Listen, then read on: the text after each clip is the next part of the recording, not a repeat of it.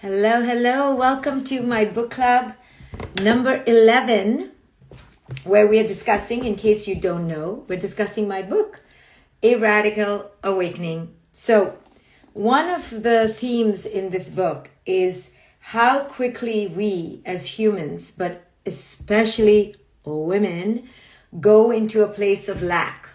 So I want to talk about lack because I talk about lack all the time, and how important it is to recognize what lack is, how it shows up, and how addicted we are to lack. So when we were raised in childhood, we were given the message because of culture that we need to do.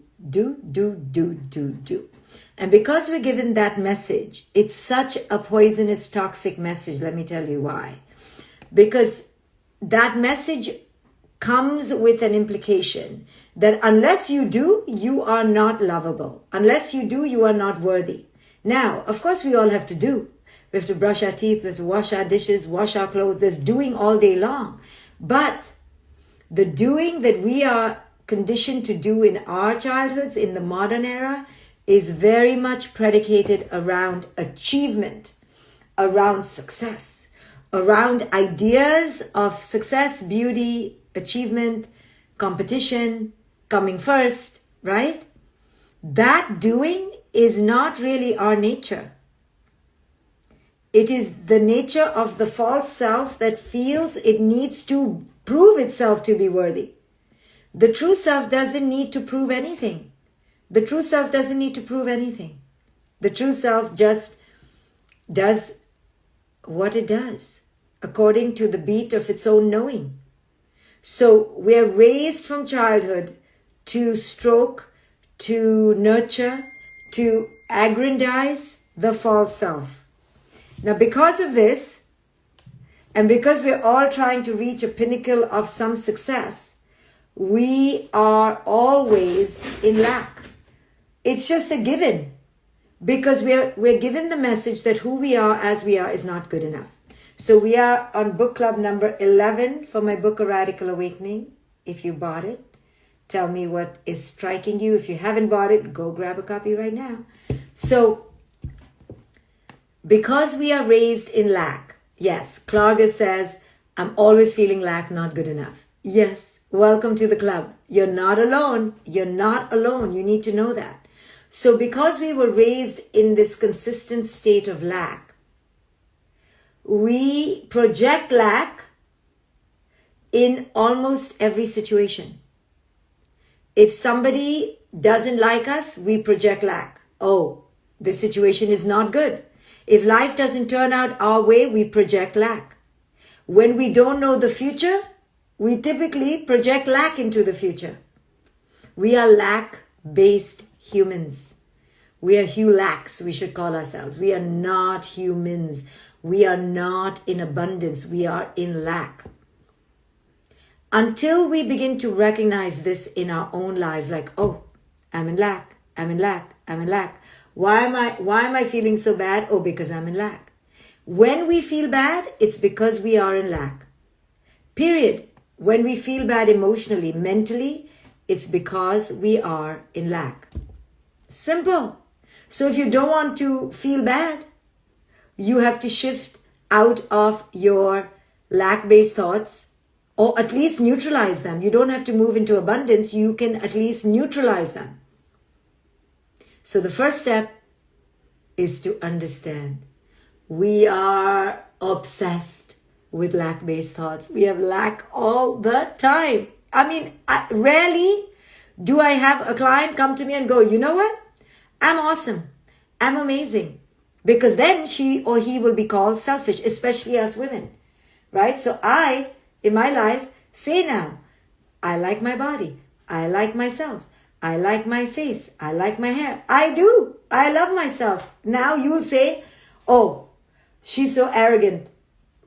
Say whatever you like, right? I have reached a place finally where I like myself. I like my stupidity. I like my craziness. I like my forgetfulness. I like my tardiness. I like my clumsiness. I like my vanity. I like my humility. I like everything, almost everything. I'm still a work in progress, but I like that I'm a work in progress. You understand? So when you can arrive at a place that you can say you like yourself, now you are, I like my dog barking, but I would like to talk clearly. So I will enter abundance and gently and lovingly lock my dog up in another room. So hold on, okay? Charlie, Charlie, Charlie. I don't even know where the dog is.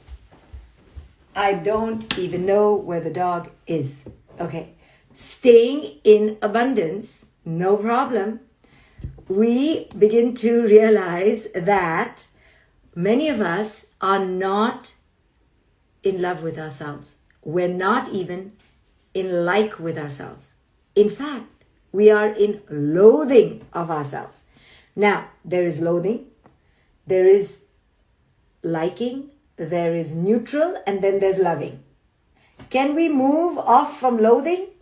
But the reason why we are not moving from lack, from loathing, is because this is how we were conditioned. We are brainwashed to not like ourselves. I'm telling you, if I came on stage and I said, I love myself, you will think, I know you will, own it, you will think, oh, who does she think she is? She's so full of herself. Why? Why?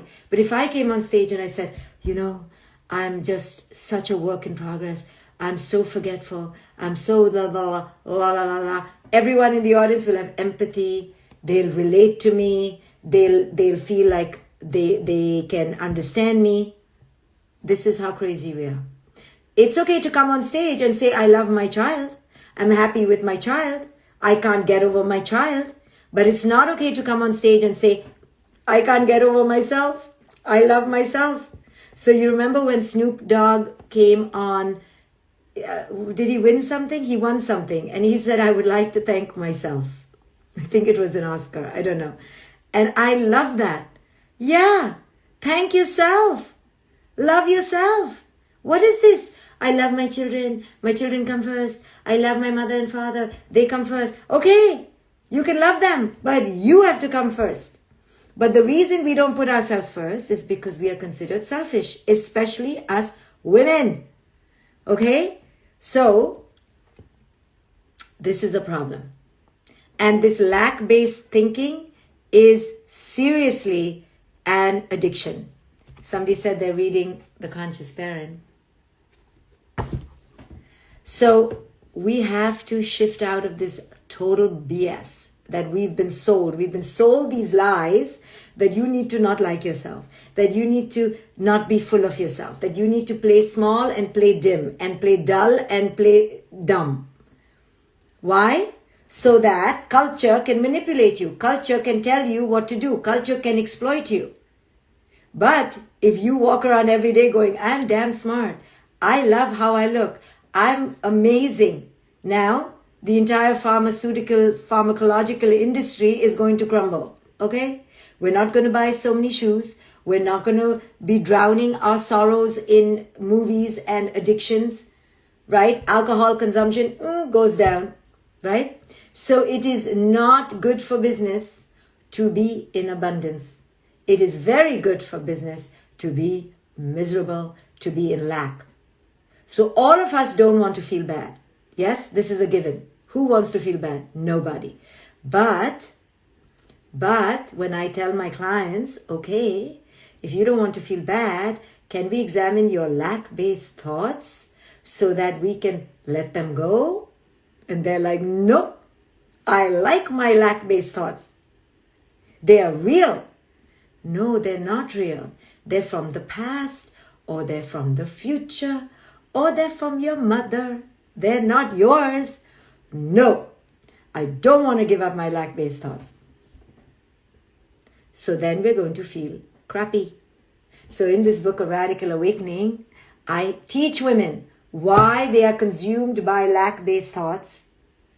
It's because our culture has trained us to not like ourselves, trained us to not know ourselves, trained us to, I don't know, to be confused. right? It's so lovely when we're confused, because when we know, we're called bitches and we're called, big arrogant asses. Not okay. This paradigm has to shift. We are not confused. We are not in the not knowing. We are not dumb and dull and dim and at the back of the line. No. We know. We are powerful. We are empowered. We're clear. We've just been raised on the opposite diet. So if you want to radically awaken, you can change your diet and truly step into your power. But you have to understand, what diet are you changing? You are changing the diet of lack-based thoughts to abundance-based thoughts. You are changing your diet of lack-based thoughts to abundance-based thoughts. So when you look in the mirror, you have to say, goodness gracious, I look lovely. When you walk around in a room, you go, hey, I have something to say. I know who I am. I know what I know. And I want to learn. Instead of shrinking and pretending and being lost and being disconnected, we enter and claim our rightful territory, which is ourselves. So this book is about women. I love it. I love my book. See? I'm not shy to say I love my book. I'm not shy to say this is my best book yet. To me, it is. I'm not shy to say I love it and I want it to spread. Every day I come and talk about my book. I do, because I'm owning it. I'm claiming it. I'm living it. I'm embodying it. I'm not shy to go, oh, I wrote a book, but I'm leaving it there. No, I love it. I adore it. I want it out there.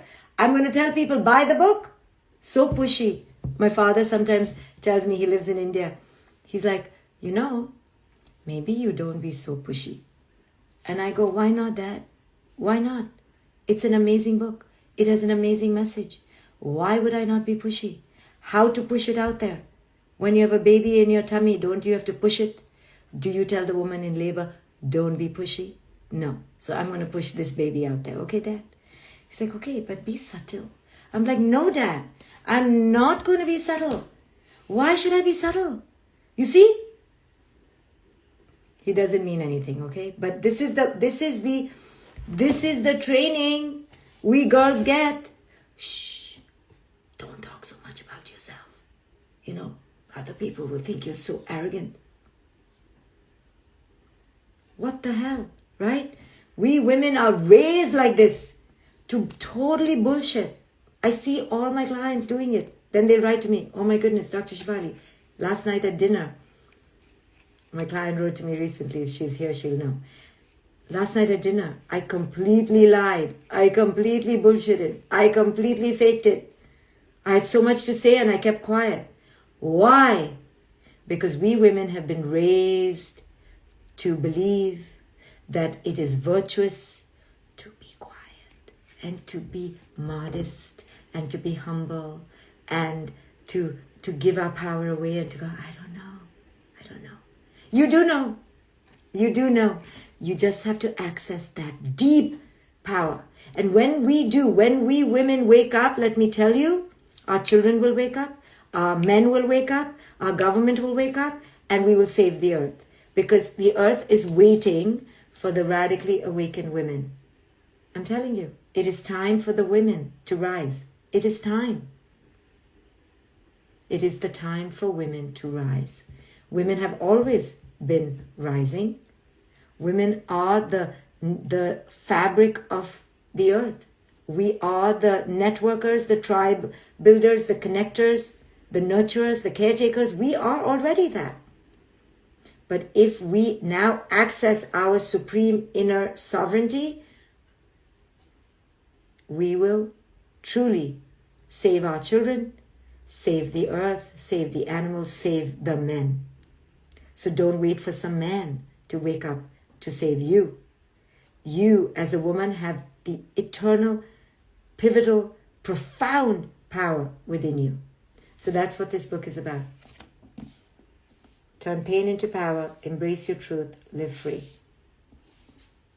380 pages of goodness to wake you up. Let's do this, sisters. Let's wake up. Let's move out of our lack-based addictions and truly start entering self-ownership, self-governance, self-initiation, self-creativity, self-leadership, self-love, self-worth. Bye, guys.